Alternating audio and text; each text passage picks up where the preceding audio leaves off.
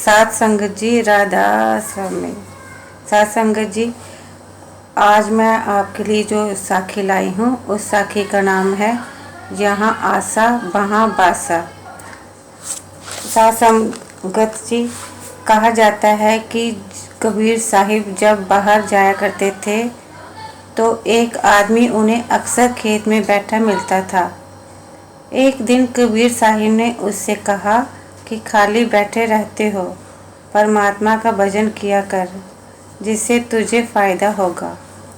कहने लगा कि अभी बच्चे छोटे छोटे हैं, जवान हो जाएं और अपने पैरों पर खड़े हो जाएं, फिर भजन करूँगा।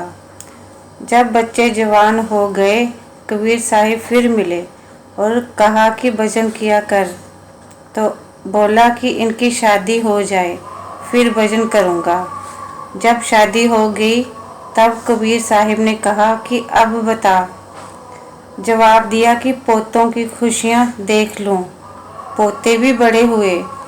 कबीर साहिब फिर मिले और कहा कि अब तो भजन करो। कहने लगा कि पोते छोटे छोटे हैं, जवान हो जाएं, फिर भजन करूँगा। जब पोते जवान हो गए तो कबीर साहिब ने फिर पूछा।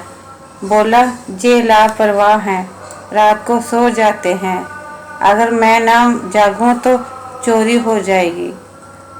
कुछ समय बाद कबीर साहिब फिर वहां से गुजरे तो बाबा नजर न आया। पूछा कि अब बाबा कहाँ है?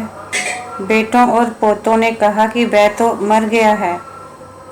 कबीर साहिब ने कहा कि बहुत अफसोस की बात है, बेचारे गरीब आदमी ने अपना सारा जीवन व्यर्थ ही गंवा दिया।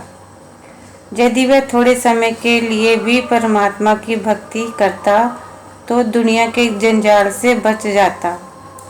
फिर कबीर साहिब ने अंतर ध्यान होकर देखा कि घर में दुधारू पशुओं के साथ उनकी बहुत मोहब्बत थी। गाय भैंस पालता था। एक गाय के साथ उनका विशेष लगाव था। जब मरा तो उस गाय के पेट में बछड़ा बनकर आया। बछड़ा बड़ा होकर जब बैल बना तो उसे हल में जोत दिया गया। सारी उम्र हल में जोता रहा, आखिर बूढ़ा हो गया। जब उनके काम का ना रहा तो उन्होंने उसे गाड़ीवान को बेच दिया। उसने भी कुछ साल गाड़ी में जोता। जब उसके पास काम ना रहा तो उसने तेली को दे दिया, जिसने उसे काफ़ी समय कोल्लू में जोता। फिर जब उसके काम का भी ना रहा तो उसने कसाई को दे दिया। कसाई ने मार मार कर उसका मांस बेच दिया। बाकी चमड़ा नकारे वाले ले गए। उन्हें नकारे पर मरा लिया। अब खूब डंडे पड़ते हैं। ये देखकर कबीर साहिब ने कहा, बैल बने हल में जोते, ले गाड़ी में दीन, तेली के कोल्लू रहे, पुनी घेर कसाई लीन। मांस कटा बोटी बिकी, चमड़न मरड़ी नकार, कुशेक कर्म बाकी रहे, तिस पर पड़ती मार।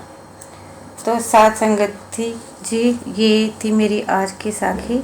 अगर आपको पसंद आई हो तो मेरे चैनल को लाइक करना, शेयर करना, कमेंट करना और नई साखी सुनने के लिए मेरे चैनल को सब्सक्राइब करना।